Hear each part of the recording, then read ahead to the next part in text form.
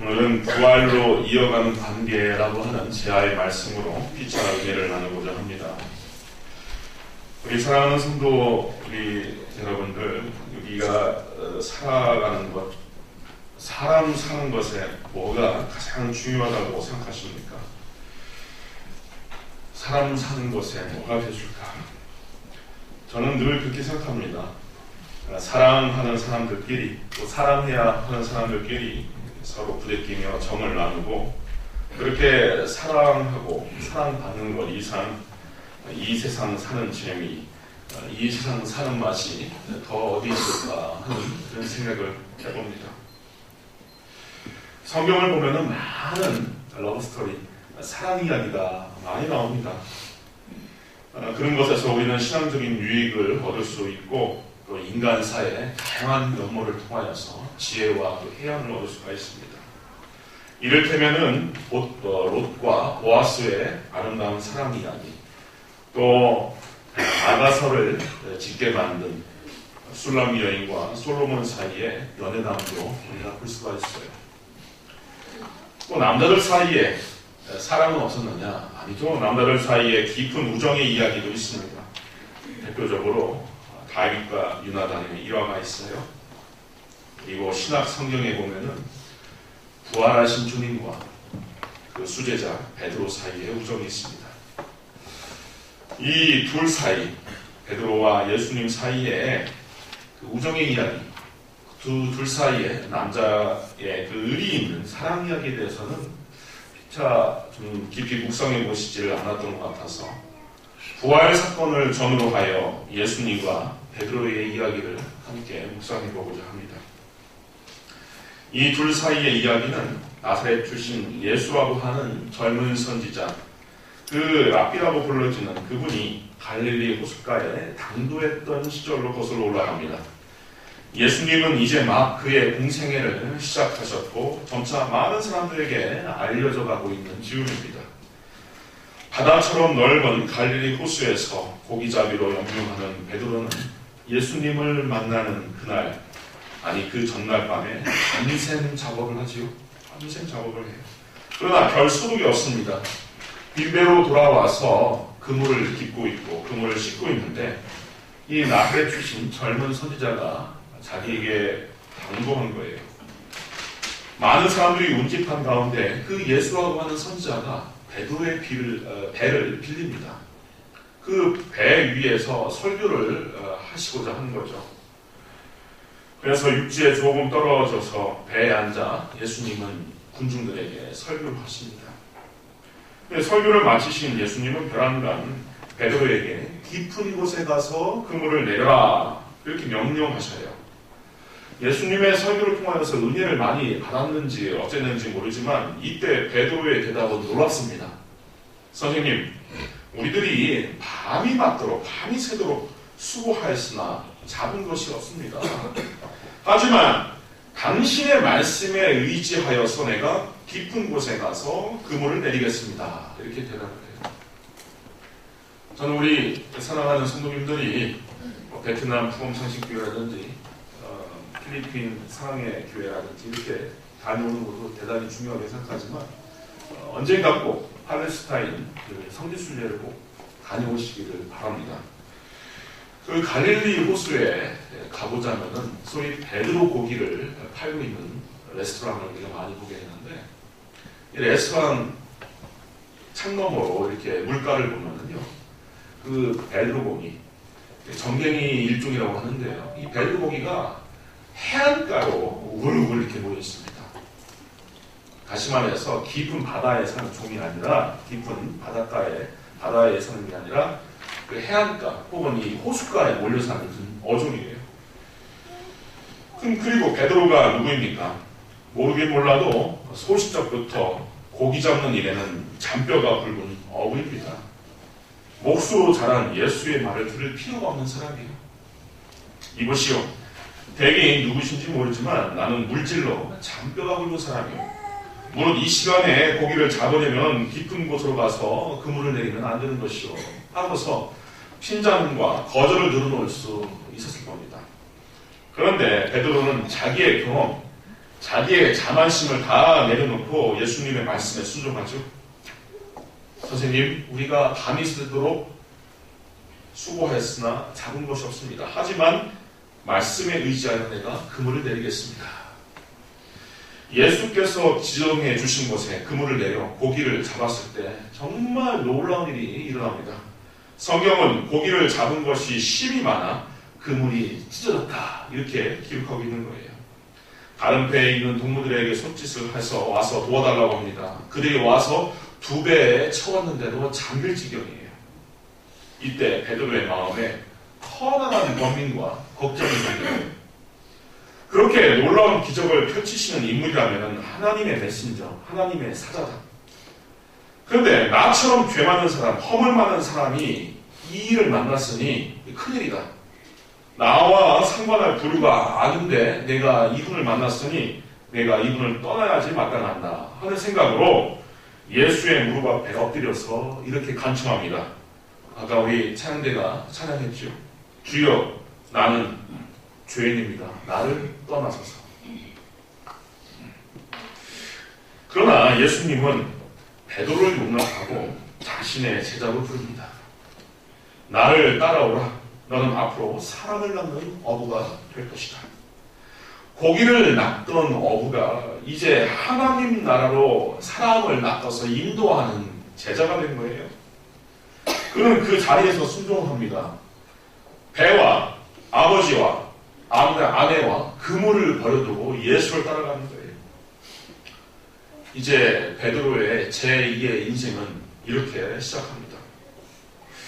예수님은 공생 가운데 대담하기도 하고 용맹스럽기도 하고 충직한 베드로를 신임하고 아꼈다는 사실을 성경 도처에서 볼 수가 있어요.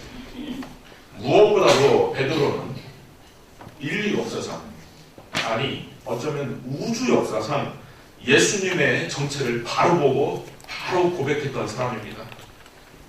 많은 사람들이 예수를 그저 선지자 중에 하나, 엘리야, 세례요한, 이 사람들과 같은 부류가 아닐 것이냐 이렇게 말하고 소문을 냈을 때 당당하게 베드로만은 당신은 그리스도시요 살아계신 하나님의 아들입니다 라고 고백을 하죠.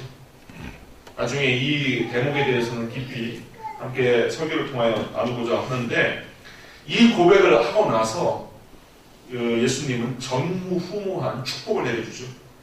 요나의 아들 시몬아, 내가 복이 있다. 내가 내게 이르노니 너는 이제 베드로가 될 것이다. 반석이 될 것이다. 내가 이 반석 위에 내 교회를 세우리니 음부의 권세가 이기지 못할 것이다. 내가 천국 열쇠를 너에게 줄 터이니 네가 땅에서 무엇이든지 매면 하늘에서 매일 것이요 네가 땅에서 무엇이든지 풀면 하늘에서도 풀리리라. 엄청난 축복이죠. 예수님은 베드로가 참 좋았습니다. 베드로의 지지와 응원받는 일도 참 기분 좋은 일이에요.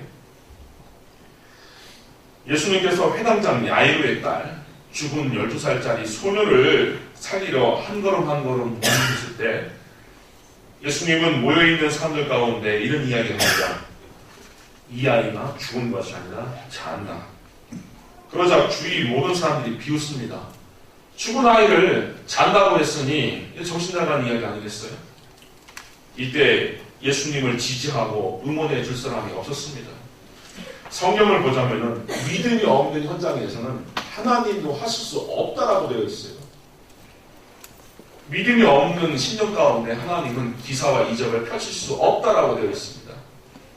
이때 예수님은 베드로와 세베대의 두 아들만 대동하여서 그 소녀가 죽어있는 그 방을 들어가시는 거예요. 예수에게 있어서도 믿음으로 동역할 만한 신망 있는 제자는 베드로다. 예수님은 그렇게 그렸던 겁니다. 예수님은 틈틈이 자신의 수완과 죽음에 대하여서 자꾸 예고를 하세요. 세상에는 살려고 행복하게 위하여서 이렇게 다들 태어났지 죽기 위해 태어난 사람은 없지 않습니까? 그런데 예수님은 죽기 위해 이 땅에 왔다. 그렇게 자꾸 예고를 하셔요. 그때마다 제자들의 안색은 어두워지고 더 이상 이야기를 듣고자 하지 않습니다.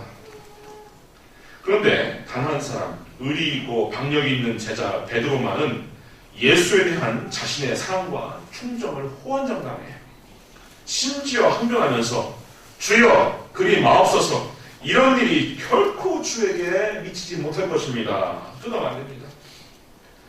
아직 하나님의 구원 사역과 그 섭리를 이해하지 못한 그였기 때문에 사실 이 정도로 예수님께 충직한 마음을 보이는 것만 해도 박수 쳐줄 이야기입니다. 박수 쳐줄 대목이에요.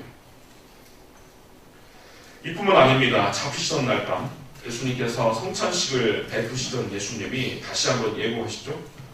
오늘 밤 너희가 나를 버릴 것이다. 이때 베드로가 듣고 펄쩍 듭니다. 모두가 주를 버릴지라도 나는 결코 버리지 않겠습니다. 베드로는 자신의 굳은 충정을 실천으로 옮깁니다. 겟세마네 동산에서 기도하고 내려오신 주님께 군병들이 다가와 연행을 시도할 때 베드로는 몸싸움을 하죠.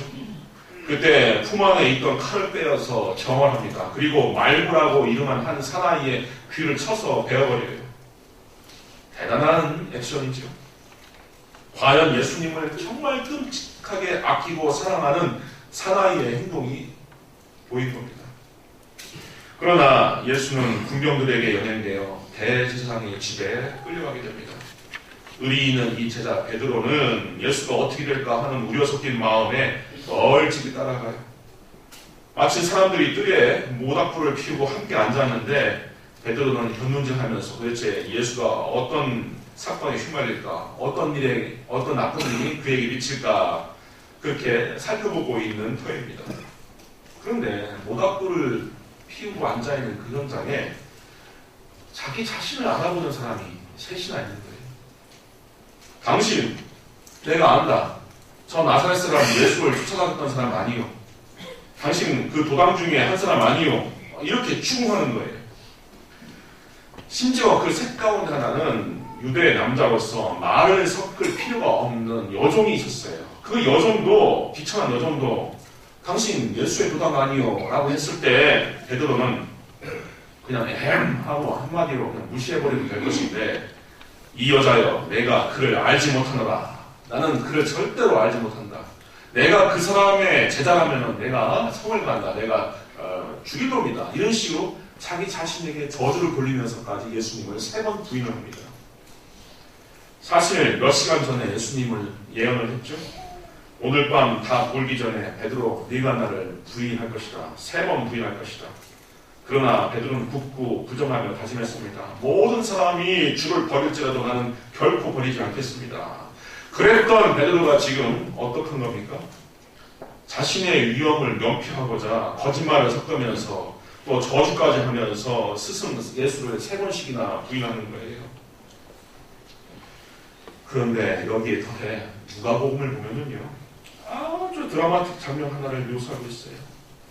마지막으로 이 사람아 내가 저 예수를 모른다라고 그 말이 떨어지자마자 누가복음에는 어떻게 기록하고 있냐면 주께서 돌이켜서 베드로를 보았다 이렇게 기록하고 있어요. 상당히 먼 거리일 텐데 3번째 예수님을 부인하는 그 말이 떨어지자마자 주께서 돌이켜 베드로를 보았다고 했어요. 저는 개인적으로 이 대목이 신약성경 가운데 가장 극적인 장면이 아닌가 보고 있어요. 영화나 연극으로 만들어진다면 이 장면을 어떻게 표현하면 참 멋있을까 이런 생각도 해볼 정도입니다. 바로 그때 새벽닭 울리는 소리가 들리오고 베드로는 오늘 다 울기 전에 내가 3번 나를 부인하리라 라고 하는 말이 떠오릅니다. 그리고 밖에 나가 심히 통곡해요. 그는 자기 자신에 대하여 절망과 부끄러움을 느꼈을 겁니다. 근데 공교롭게도 마태복음을 보면 바로 그 시간 또 다른 배신자인 가룟 유다가 양심의 가책을 이기지 못하여 목을 맸다고 기록되어 있어요. 성경은 두 배신자의 초상을 이렇게 그려내고 있습니다. 베드로는 예수님의 십자가 처형 장소까지 함께 있었던 인물은 아니었던 것으로 보여집니다. 예수님께서 이제 선고를 받으시고 십자가를 짊어지시고 겟세마네 동산에 올라갈 때 그 어떤 제자가 동행하지 않았어요. 모든 제자가 뿔뿔이 흩어졌고요. 심지어 홑 이불을 두르고 있다가 군병이 쳐들어오니까 발가벗고 도망간 제자가 또 있었다. 이렇게 기록하고 있는 겁니다. 오합지졸이라고 하는 말을 우리는 예수님의 제자 무리에게 쓰면 적당할 것 같습니다. 오직 나이 어린 요한이라고 하는 어린아이만 제자 요한만 여인들과 더불어 예수님의 십자가 곁에서 예수님을 지킵니다. 베드로는 아마 예수님의 처형을 목격하지 못했던 이유로 예수님이 죽으셨다. 끝끝내 예수님은 처형 장소에서 십자가 짊어지시고 십자가에서 매달려 죽으셨다라고 하는 말을 들었을 겁니다. 그리고 또 다른 절망의 구렁텅이에 빠졌을 거예요. 이제 죽은 예수를 두고서 어떻게 하겠습니까?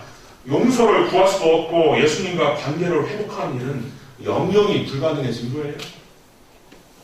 그리고 아버지와 배를 버리고 예수님을 따랐던 지난 3년의 생애가 아무런 소득 없이 물거품으로 끝나버렸습니다. 그런데 예수님이 죽으신 3일이 되던 날에 새벽에 향품을 가지고 무덤을 찾았던 여자들이 이상한 이야기를 전달하는 거예요. 예수님의 시체가 사라졌다. 예수님이 다시 사신 것 같다. 이 말을 듣고 놀란 마음으로 베드로는 무덤을 찾아갔지만 예수의 시체는 보지 못하고 빈 무덤에 세마포와 수건만 볼 수 있었습니다. 요한복음에 따르면 베드로는 빈 무덤을 보고도 예수님의 부활을 믿지 못했다고 기록되어 있어요. 예수라고 하는 인물이 사람의 뇌리 가운데 잊혀질 즈음 제자들은 하나둘씩 방황하기 시작합니다. 엠마오로 돌아가는 제자들이 있는가 하면은 고향 땅 갈릴리 호숫가로 다시 돌아가는 사람들도 생깁니다. 세베대의 두 아들 요한과 야고보 그리고 베드로가 꼭 그러했습니다. 아마도 그곳에서 자기들을 처음 만났던 바로 그 갈릴리 호수에서 그저 예수님을 추억하는 정도 머물렀을지도 모릅니다. 또 인생의 무성함과 지난 3년의 허송세월을 탓하고 있었을지도 몰라요. 그때까지 베드로에게 가장 큰 마음의 짐은 스승 예수에 대한 배신 그리고 그것으로 인한 죄의식이었을 겁니다. 베드로는 갈릴리 호숫가에서 예수를 떠올릴 때마다 몸소리 쳤을 것입니다. 그런데 이게 웬일입니까? 부활하신 예수가 그들에게 슬그머니 나타나신 거예요. 이른 아침 어스름이 남아있는 저 멀리 해변가로 말입니다. 사실 전날 밤 배가 고팠던 제자들은 배에 올라 밤새워 고기를 잡으려 했지만 또 아무런 소득을 얻지 못했어요. 베드로가 예수님을 처음 만났던 꼭 그날처럼 말이죠. 그런데 해변가에서 어느 사나이가 나타나서 그물을 오른편으로 내려라. 그러면 잡힐 것이다. 외치는 겁니다. 베드로에게는 아주 익숙한 느낌이 다가왔을 거예요. 이상하다. 뭔가 이상하다. 과연 그 사나이의 제안대로 했더니 물고기가 많이 잡혀 다시 그물을 들어 올릴 수 없을 정도입니다. 무엇인가 익숙하고 신기한 일이 벌어졌다 싶었는데 마침 어린 제자 요한이 주님이어요. 이야기합니다. 베드로는 배에서 옷을 벗고 있다가 이 말을 듣고 겉옷을 두르고 바다로 뛰어듭니다. 참 인상적인 장면이죠. 대략 90m 정도 떨어진 곳 한 사나이가 있는 저 호숫가로 허우적대며 다가갑니다. 다들 물속에서 걸어보셔서 알겠지만 그것이 마음이 급하다고 쉽게 걸어지는 것이 아니죠. 그렇게 베드로가 한 걸음 한 걸음 힘겹게 다가갈 때 이윽고 그의 눈에는 태연히 생선과 빵을 굽고 계신 예수님이 눈에 들어오기 시작합니다. 그렇게 다시 만난 베드로에게 예수님께서 하신다는 말씀이 고작 잡은 물고기 좀 가져와. 잡은 물고기 좀 가져와. 이거였어요. 우리는 야구를 관람할 때 연이은 실점을 하는 투수에게 감독이나 코치가 다가와서 말을 거는 모습을 우리가 지켜볼 수 있습니다. 아마 대다수 많은 사람들이 감독이 무슨 말을 할까, 야단을 칠까, 협박을 할까 하는 생각을 할 거예요. 그런데 우리 예상과 달리 능숙하고 또 기량 있는 감독일수록 경기와 무관한 이야기를 하고 내려온답니다. 너 둘째 나왔다는데 아프지 않고 잘 크냐? 어제 회식하고 일찍 들어갔니? 이런 정도의 이야기를 하고 내려온다는 거예요. 정신 차려라. 이 경기 지면 결승 못 간다. 이런 얘기가 안 한다는 겁니다. 제 아들과 함께 아침을 차려 먹은 후에 예수님과 베드로는 단둘이 남아있게 됩니다. 이때 예수님은 우회적으로 묻습니다. 너 나 사랑하냐? 예수님은 의도적으로 그 질문을 3번 하십니다. 3번째 그 질문을 받을 때 베드로는 걱정했다, 근심했다 기록되어 있어요. 오늘 본문에서 함께 읽었죠? 왜냐? 자기가 예수님을 3번 부인하는 것이 생각났기 때문이죠. 상담학적으로 이런 작업을 무엇이라고 하는지 모르겠습니다. 하지만 예수님은 베드로를 살리고 싶고 베드로를 그 절망의 구렁텅이에서 일으키고 싶은 마음에서 3번 예수님을 부정한 그 입술에서 3번 예수님을 사랑한다라고 하는 고백을 이끌어내셔요. 후에 막급했던 과거를 청산하도록 하는데 아주 좋은 작업이었을 겁니다. 잘 못하는 것을 잘한 것으로 덮어버려서 이렇게 상쇄시키는 거죠. 쌩쌩 되는 거죠. 아마 베드로는 이 일을 하지 않았으면은 배신으로 인한 좌절을 평생 곱씹으면서 살 것입니다. 그러나 예수님은 그렇게 3번의 고백을 받았을 뿐만 아니라 내 양을 먹이라, 내 양을 치라라고 하는 대위 임명을 해주죠. 예수님의 사명을, 예수님의 공생애적인 그 사명을 이제 베드로에게 전가시켜 주시는 거예요. 앞으로 예수님처럼 하나님의 백성을 위하여서 너도 나처럼 목회하면서 살거라 하는 말씀을 주시는 겁니다. 좌절의 구렁텅이에 빠졌던 베드로를 예수님은 높이 지켜 들어주시는 거예요. 베드로야, 이제 너는 나의 사명을 감당할 자다. 내가 떠나가면 그 일을 네가 도맡아서 해야 된다. 너는 내가 찍어둔 인재다. 이렇게 베드로를 사용하여 주시는 겁니다. 뼈저린 후회 속에서 생을 마감했어야 할 베드로는 예수님의 부활로 인하여 참된 소망을 회복합니다. 그리고 예수님의 부활로 새 삶을 시작하게 되는 거예요. 우리가 잘 알듯이 훗날 베드로는 예수님이 이상 사역합니다. 그가 병자를 고치고 설교할 때 3,000명, 5,000명이 회개하여 예수께 돌아오는 놀라운 역사가 일어났습니다.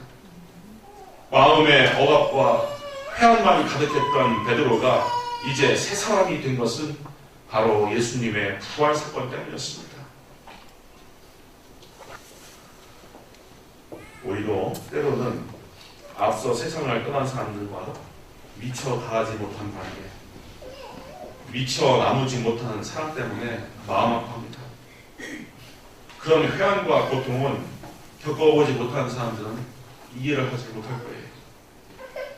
단 한 번만이라도 다시 본다면은 꼭 해주고 싶은 것이 있을 겁니다. 그 사람과 잊지 못할 추억을 만들고자 멋진 여행을 계획할 수도 있고요. 준비한 귀한 선물을 건네주고 싶기도 할 겁니다. 직접 밥을 지어 먹이거나 옷을 지어 입히고 싶은 마음도 남아있을 거예요. 아니 그저 가슴에 못 품은 못다한 이야기를 두 손 잡고서 다 풀어놓고 싶기도 할 겁니다. 이도저도 아니라면은 그저 한마디 꼭 하고 싶은 말 한마디만 전해도 좋으련만 하는 생각도 들 겁니다. 사랑한다, 그립다가, 정말 보고 싶다.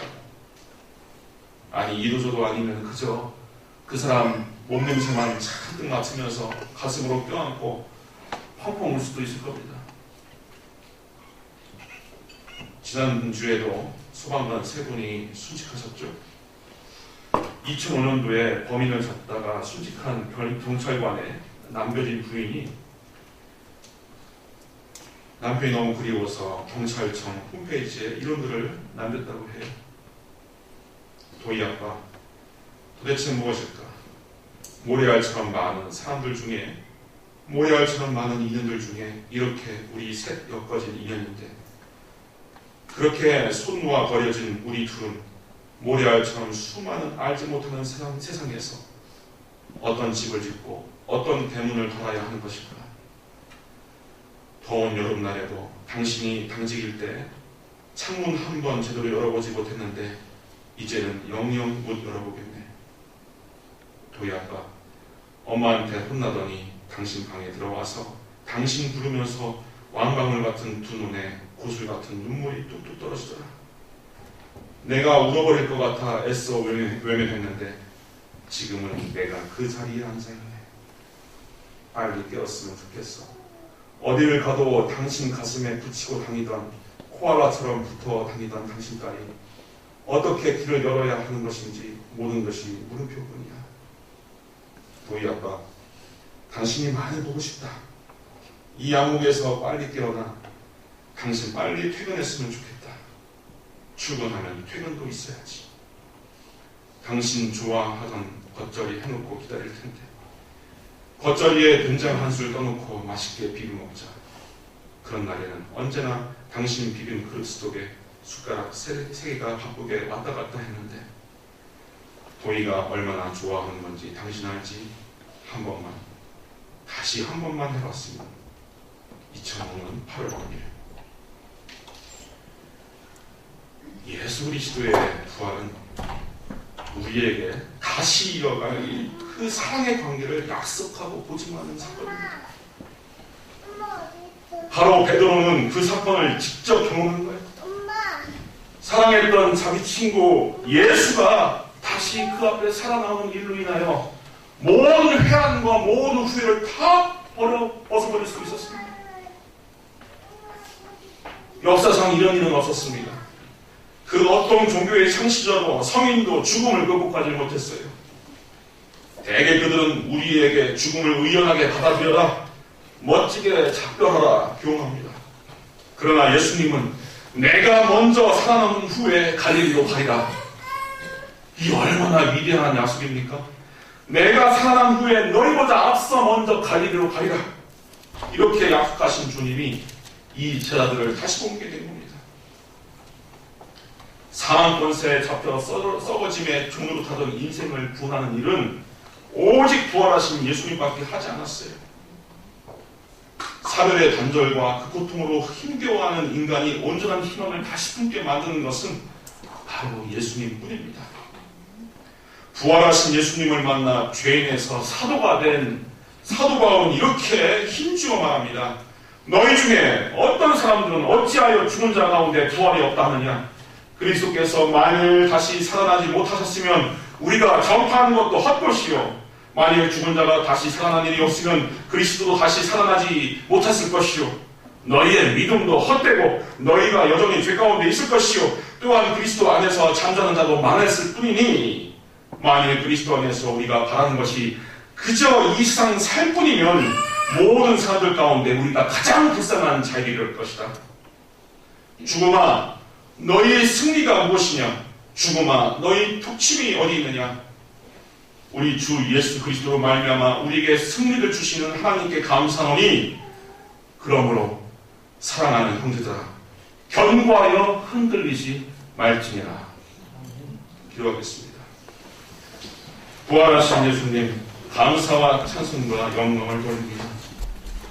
숱한 사별의 고통과 실패와 인생의 죄악과 허물로 인하여 망가진 우리 인생이지만 부활하신 예수님과 함께 연합된 우리의 새 삶을 통하여서 늘 승리하고 늘 극복하고 늘 평안할 수 있음을 믿사오니 부활하신 예수님께서 저 천국에 올라가는 그날까지 우리와 늘 항상 함께 해주시고 큰 주장으로 충만한 물가로 인도하여 주옵소서.